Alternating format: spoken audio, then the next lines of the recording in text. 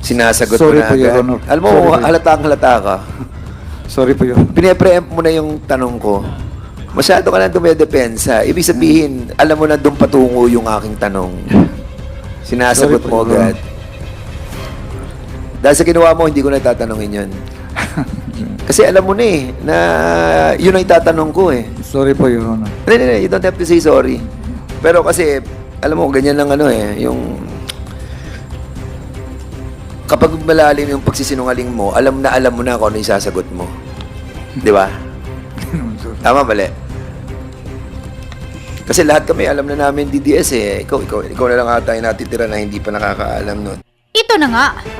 Di nga umubra ang mistulang interogasyon ni Dan Fernandez sa dating driver ng dating Pangulong Rodrigo Duterte.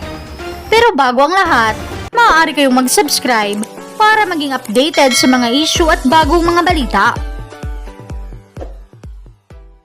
Tinawanan lang ni SPO4 ng dating driver ni former President Rodrigo Duterte na si Sunny Buenaventura ang nagmamarunong na si Dan Fernandez matapos itong mag-ala investigador sa ginawa nitong wari-ay interogasyon. Narito ang buong detalye. Congressman Benny Dan Fernandez. Thank you, Mr. Chairman. Kapraso lang po to. Talagang kapraso lang. Kanina I was about to ask Mr. Sunny Buenaventura. Matagal po kayo kay former President, no? At, Yes, Your Honor. ilan na po yung napatay niyo po Isa lang po. sa buong buhay niyo? Nakasuhan na po ako sa Napolcom. Nakasuhan po ako matagal na po yun, mga 1987. Hindi pa mayor Mayor Duterte. Hindi pa siya mayor, mayroong police assistance, may nabaril po ako, namatay. Kinasuhan po ako sa Napolcom Administrative. Bakit niyo po napatay, Mr. Sunny? Extortionist po. Extortionist. Yeah po.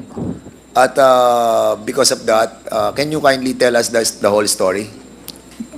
Yun po, na may nagtawag ng police assistance, pinuntahan namin. May baril talaga, Your Honor. May Saan baril. kayo naka-istasyon during that time? Sa police station, Your Honor. Oo nga po, sa nga pong police station. Sa po. Sa Sasa, ayo. Sasa police station. Kala ko sa police station. So sa Sasa police station kayo naka-assign. Yes, Your Honor. Kung saan, doon din na-assign si Colonel Garma, di ba? Yes, Your Honor. At yung pong pag-respondi nyo, ay kayo ang head ng Sasa police station nung mapatay nyo po. Walang, Your Honor. Anong rango po nyo during that time? SPO3? SPO3. SPO3. Yes, Your Honor. Okay, at year ano po yan? 19 ano po? I think 87, Your Honor, 87. At tingin nyo, yun po naging caliber nyo. O yun ang naging tinatawag nating isang quality. And that's the reason why you were hired by the former president. Am I correct? Hindi naman siguro, Your Honor. Ay, anong quality nyo po? Trabaho lang po yun na police assistance. Bakit po kayo kinuha ni former president? Ano po yung quality nyo na nagustuhan niya? Para naghingi man lang siya ng pulis, ako ang ibinigay, Your Honor. Ako ang i-assign. And then, after that, kayo na yung nagustuhan niya for 20 years. Siguro.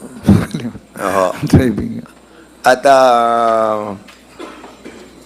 isa lang ako napatay nyo, but according sa kay former Secretary de Lima, ilan po yung 7 po ba yan? 7? 7 po yung listahan na sinasabi nyo na what you call this, na involved si Mr. Sunny Buenaventura. Yung kanina you mentioned a while ago. Several times. How many times po? I cannot But say. that is abduction and then killed. Wala yun. 1, 2, 3, 4, 5, 6, 7, 8, 9, 10, 11, Wow. 12, 13, 14. At least 14 cases of abduction before Then killing. killed. Yes. I just remember that it's also, I think, in the affidavit of Mr. Las Cañas that yung abduction was actually suggested by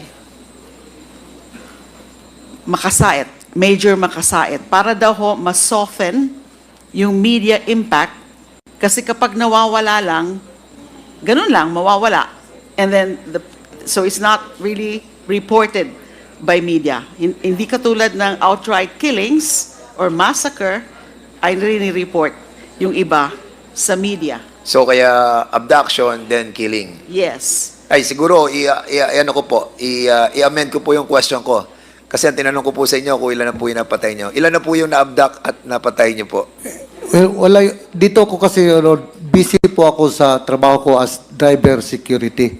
Opo. Doon po kayo, Your Honor. Hindi ba niyo pwede iwanan ko yun si magkwad ako dyan, magpunta ko lang ibang trabaho. Doon lang po ako, Your Honor. Pero hindi ako... Opo. Kanina po may binabanggit po kayo na ang daming minention po ni Congresswoman Jinky Luistro about the personalities that she mentioned. Halos lahat kilala po ninyo eh. Yung sa Heinous Crime Task Force saka yung sa Anti-Crime Task Force. Kilala niyo po lahat yung binabanggit. Yes, sir. Kapwa pulis ko yun, Your Honor. Were you a part of that group? No, Your Honor. Pero driver ka, di ba? Driver, bodyguard. Hindi man yun sila sa amin, Your Honor. Part sila ng police investigation. Kaya nga, I understand that. Pero Yes, sir. ikaw, andun ka kay former president. Yes, Your Honor. At bilang nandun ka, nakatuto ka talaga kay presidente Yes, bilang Your driver Honor. and bodyguard. Yes, Your Honor. And at the same time, kilala mo lahat itong mga nandito sa mga grupong to. Yes, Your Honor. Why? Kapwa pulis ko, Your Honor. Halos lahat dyan sa Lahat ng DCPO. itong polis na binanggit niya kanina, taga Davao. Sorry po. Lahat itong binanggit ni Congresswoman Luistro kanina, taga Davao. Yes, Your Honor. And kilalang-kilala mo sila lahat. Yes, Your Honor. Okay. Lahat dito binabanggit na alam nila ang tungkol sa DDS. Si Matabato, si Asierto, si Garma, si Leonardo. Halos lahat sila. Even the president knows about the DDS. Pero ikaw hindi mo alam. Hindi na. Po ko yung DDS, Your Honor, yung media ang nagkuhan ng DDS. Hindi. Nagpangalan ng DDS. It was testified by Si the Matabato siya. Wait. Sorry po. It was testified by the president that he created the DDS and he formed a 7 men, di ba, doon sa grupong yun. So binanggit niya yun. So ngayon, hindi ka naniniwala sa sinabi ng presidente? Hindi ko alam yun, Your Honor. Hindi. Nadinig naman natin lahat ng sinabi Yeah, narinig niya. ko sa kanya, Your Honor. Oh, di ba, pero sinabi niya, siya po. sandali, pakinggan mo muna ako. Ay, sorry po. So, sinabi niya, nag-create siya ng DDS, di ba? Sabi niya, hindi yung mga police, mga ano to, mga civilian, di ba? Oh. Yes, Your Honor. So, hindi mo pinapaniwalaan ang sinabi ng presidente. So, ibig sabihin, nagsisinungaling siya kasi hindi ka naniniwala dun eh. Hindi, Your Honor. So, hindi ka naniniwala dun sa sinabi ng presidente. Hindi, Your Honor. So, walang DDS. Wala sa akin, Your Honor. Wala. Talagang, kala ko ba magpapakamatay ka alang-alang sa dating Pangulo? Yun, wala. Siya man lang may sabi niya, Your Honor. Ha? Si Presidente nagsabi, siya ang makapag-explain noon, Your Honor. Okay, so, mukhang hindi ka magpapakamatay talaga sa kanya. Iba yun, Your Hindi, Honor. hindi ka talaga magpapakamatay sa kanya. Dahil ngayon lang, parang sinasabi mo, nagsisinungaling na si former president eh. Di ba? Tayong lahat nga, Your Honor, na anong sabihin niya. Ano? Siyempre, tayong lahat makinig sa kanya. So, Pati ako, Your Honor. ano yung ganun-ganun? Minsan, Alam mo, hindi natin alam kung anong buwan niya. Sani, nagsisimba ka naman linggo-linggo. Nag-pray lang po ako, Your Honor. Na nanalangin ka sa Ama na lumikha ng langit at lupa at lumikha sa iyong buhay. Yes, nag-pray ako directly. At sa harapan ng ating Ama na nakikita tayo sa ngayon, ay sinasabi mo na talagang wala kang involvement dito sa pagpatay ng maraming mga nilalang na kanyang binigyan ng buhay. Totoo yun. Wala talaga, Your Honor. Wala ka talagang... Iba yung sa akin yung nangyari sa akin, Your Honor. Assistance yun. Ano Kailangan iba? talaga yun. Ano iba? Pero yung sinabi mo, wala talaga, Your Honor. Ano yung iba sinasabi mo? Yung involvement ko na Yung isang pinatay Yes, mo. yes, sir. Okay. Sige. At 20,000 ang sinasabi ni ano eh. Kasi parang dito kanina, ako, yung driver, mga bodyguards ko, usually yan ang inuutusan natin eh. Di ba? Bigyan mo si ano? Bigyan mo yun si leader natin ng 20,000 para doon sa reimbursement ng ano. Di ba trusted mo usually yung mga kasama mo eh. And dito, meron kang sinabi kanina kay Congresswoman Luistro about do sabi mo may binigyan si former president yung hydrocephalus. Kanina may binanggit ka. yung may sakit, Your Honor. Oo, yung lumalaki ang ulo. Tapos sabi niya, sige, tawagan mo si Bong para sagutin niya yung bayad sa hospital. Di ba? Binanggit mo yon. Yes, Your Honor. At binanggit mo din yung mga cancer patients. Di ba? At kahit na yung asawa mo nagkaroon ng cancer, ay sinabihan din si Senator na tulungan ka. Di ba? Yes, Your Honor. So, basically, si former president, nagtitiwala siya doon sa mga nakapalibot sa kanya. At ikaw, ay pinagkakatiwalaan ka din yan sa pagdating sa pera. Am I correct? Iba yung kuha niya, yung may iutos lang niya, pabili ganun. Pero yung sa mga bigay-bigay, hindi ko trabaho. Wala pa naman akong tinatanong na gano'n, Yes, Sani. Your Honor. Sinasagot Sorry mo na po, Your agad. Honor. Alam mo, Sorry po. halata ka. Sorry po, Your Honor. Pine-preempt mo na yung tanong ko. Masyado ka na dumedepensa. Ibig sabihin, alam mo na doon patungo yung aking tanong. Sinasagot Sorry po, mo Your agad. Dahil sa ginawa mo, hindi ko na tatanungin yun. Kasi alam mo na eh, na yun ang itatanong ko eh. Sorry po, Your Honor. No, you don't have to say sorry. Pero kasi, alam mo, ganyan lang yung kapag malalim yung pagsisinungaling mo, alam mo na kung ano yung sasagot mo. Di ba? Tama, mali. Kasi lahat kami, alam na namin DDS eh. Ikaw na lang ata yung natitira na hindi pa nakakaalam nun. At 1998, ano po ang pinagkikitaan niyo po ngayon, Mr. Sani Benaventura? Kasi Sorry po, Your Honor. ano po yung pinagkakakitaan niyo ngayon since na wala naman po kayong trabaho, no? Ano po yung pinagkakakitaan niyo po ngayon? May pension po ako, Your Honor.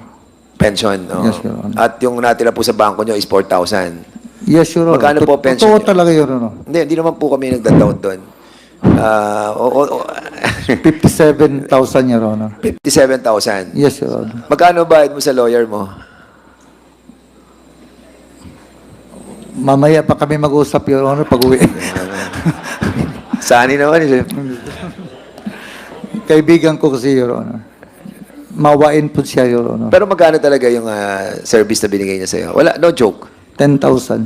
10,000? Yes, Your Honor. Tapos 4,000 ang account mo. So, paano mo siya Hindi pa babayaran? galing doon sa 4,000 ko, Your Honor. May mga anak din ako, Your Honor. Ay, nako.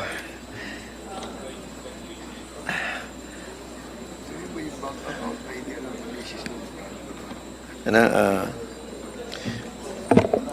okay, so mahirap talagang tanungin ang mga sinungaling. Ano? Hindi, alam mo, Sani, kasi medyo ginagawa lang po namin light ngayon yung line of questioning sa'yo. Pero lahat po ng mga testimonies ng different persons, no, that kila former secretary mentioned dito po sa kay Colonel Garma na mismong kasamahan po ninyo dati ay nagsasabi about dun sa reward system. And the former president also denied about the reward system. We all know that. At nakita po natin yon doon sa Senado. And the reason why we persisted on trying to invite the former president is to find out about this reward system. This is the only missing link that we know that can somehow cement all of these different issues that we are tackling. But of course, there's a lot of witnesses that validating this reward system. And even the President have said that outside the halls of the Senate. Unfortunately, during the time dun sa Senate, it was not testified, no, under oath. And the reason why we're trying to dig deeper on this, because we know that you've been a part of this reward system. Unfortunately, you lied. You lied so much that even your faith, no, to the Father who created us all, ay itinanggi mo yung katotohanan. Ang magdadala naman ito, sarili mo rin, ano, Sani Buenaventura. Ikaw rin ang magdadala nito. You know, what happened to Arthur Las Cañas? Nakita natin yung pagbabalik ng loob nila, di ba? Kasi, Sani, sisingilin din tayo nito pagdating ng panahon. Lahat tayo. Minsan ka lang dadaan dito sa mundong to. At ito na yung pagkakataon na dapat gawin na natin yung tama. We are in cleansing our nation. We are in the process of trying to put back, no, the decency, no, of our all the leaders of this nation. I think it's high time for you, Mr. Sani Buenaventura, to tell us the truth, no. Pero hindi ka namin pipilitin ngayon.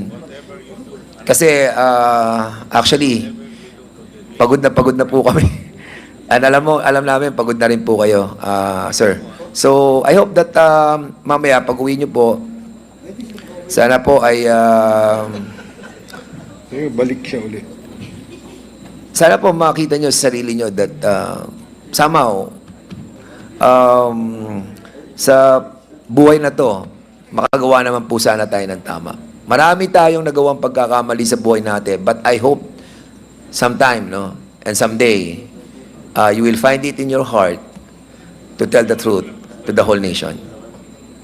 Maraming salamat sa iyo, Sani Buenaventura. Amen. Thank you, Your Honor. Thank you. Thank you, Pastor Fernandez. Isang tanong lang kay Sani. Sani, kasi kitang-kita naman yung iyong loyalty sa dating Pangulo. At sabi mo nga kanina, kapag i-offer mo yung buhay mo, tama ba yung pagkakaintindi ko? Yes, Your Honor. Ganun ka ka-loyal, di ba? Yes, so, Your di ba, Honor. pag sinabi ng Pangulo, tumalong ka sa tulay, tatalong ka sa tulay. Hindi pa siguro. So, hindi ka pala loyal. Kasi sabi mo, hanggang offer mo yung buhay mo, ngayon, pinatatalong ka sa tulay, ayaw mo. Yun lang. Sige, thank you. Then, last interpellator is Congressman Acop, and then after Congressman Acop, we go to Congressman Johnny Pimentel. Congressman Acop, Sir. You have 10 minutes. Sir. Personal necessity. Sige, okay. Magdasal ka na rin doon, pare. Okay lang, sir. Sige, Go ahead. 1 minute suspension.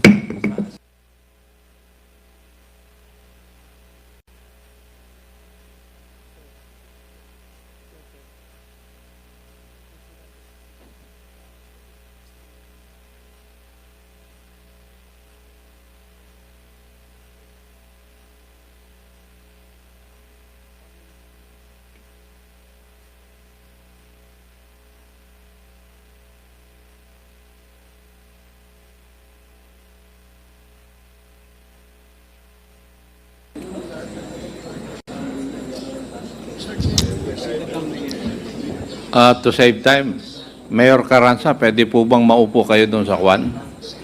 Sa witness seat? Oh, yeah. Sabayan ko kaya, nadjingle din ako, pare. Mayor Carranza, opo, ayan.